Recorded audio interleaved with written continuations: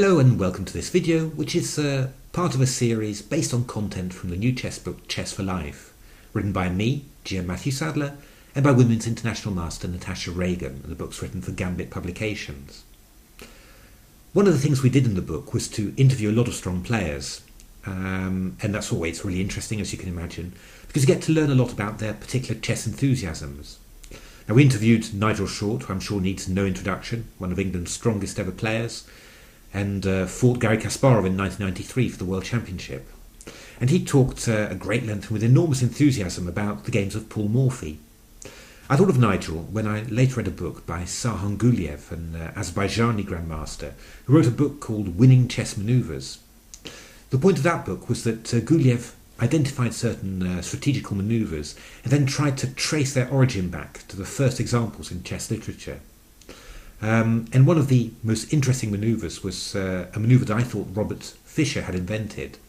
But Guliev traced his this manoeuvre back to games of Paul Morphy, and seemed really interesting.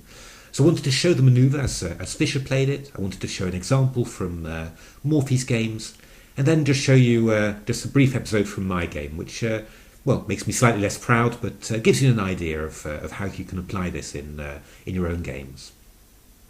So the first time I'd ever seen this manoeuvre was in the game Fischer-Anderson from Siegen 1970. And it was from a hedgehog structure. Fischer launched an incredible attack, and it made a huge impression on me when I first saw it. Well, we saw that game in the book, so I'm not going to show it here. But I do want to show an example that Guliev presents, and in actual fact, this wasn't the first time that Fischer had carried out this manoeuvre. He'd also carried out in the game against Julio Garcia Soruco at the Havana Olympiad in 1966. Fischer was black in this position, playing his favourite Najdorf, but the structure resembles a hedgehog just a little bit.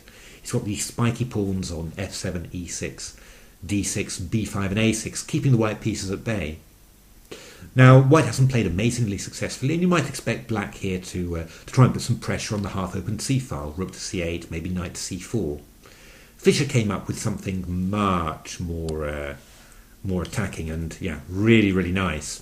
He played the move king h8. I'm not sure whether you can guess what's going to happen. Of course, if you know the game Fischer-Anderson, then you might be able to guess. After knight e2, black played rook g8, and it's really going to happen. He played g5. Incredible idea, but very powerful. What is Fischer aiming for?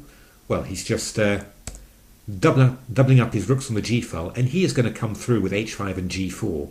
And when he does that, that bishop on b7, its power is going to become absolutely enormous.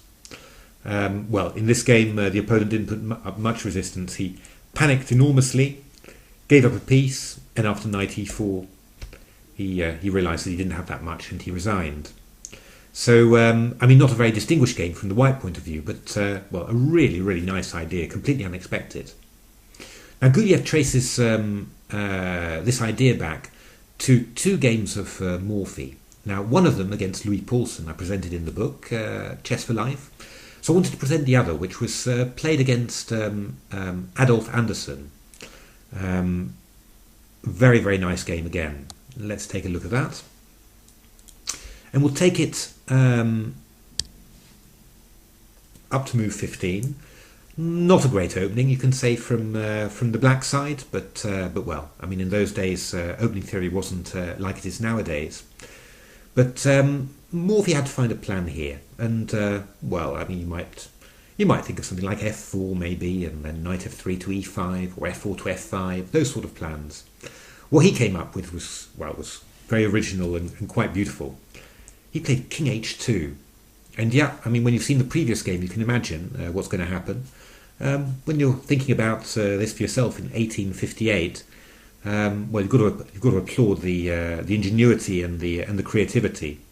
What's really funny is that Anderssen obviously spotted that Morphy was playing for rook g1 and g4 to g5, so he took similar measures. He did exactly the same, g4 g5, but after f4, then Morphy was on his way to attacking, and he won a nice game later on. But I mean, the key thing about it was really this beautiful idea of King H2 and Rook G1 and G4, which Fischer later copied.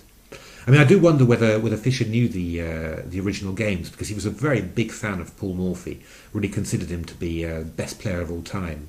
So it could well be that he was just directly inspired by Paul Morphy. What's funny is that I'm always looking for these themes and I'm always looking to apply them in my own games. But when I got the chance to do this in one of my own games, I completely missed it. I just wanted to show that. It was a game I played for my club in Holland, Amersfoort, against the Dutch player Michiel Bosman. And after 19 moves, we reached this position. And I came up with quite an interesting plan. I thought for quite a while, and I played knight e1, which was quite nice. After a5, I went knight d3, and after rook d6, I went f4. It was just quite an interesting way of getting knights on f4 and e3, aiming for those weak light squares d5 and f5. And I won quite a nice game in the end. So I was showing this game at an analysis evening in Amersfoort, and the Dutch player Richard Vetter, and I am himself, he said to me, well, couldn't you have another idea in this position? I said, what do you mean? And he said, well, couldn't you just play King H1 and then Rook G1 and G4, just like Fischer did? And when he said that, well, I tried not to show it, but I was so upset, I really was. I mean, that beautiful strategic idea that I've always admired, I had the chance to put it into practice, and I didn't do it. And on top of that, it was actually a very strong idea in this position. It would have really caused black a fair amount of pain.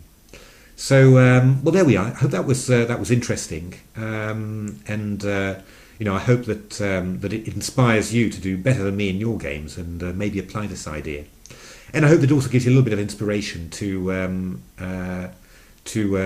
look at the great masters, Fischer and Morphy. And if you can pick up a copy of that book of Guliev's, then I definitely recommend it. It's a very interesting book.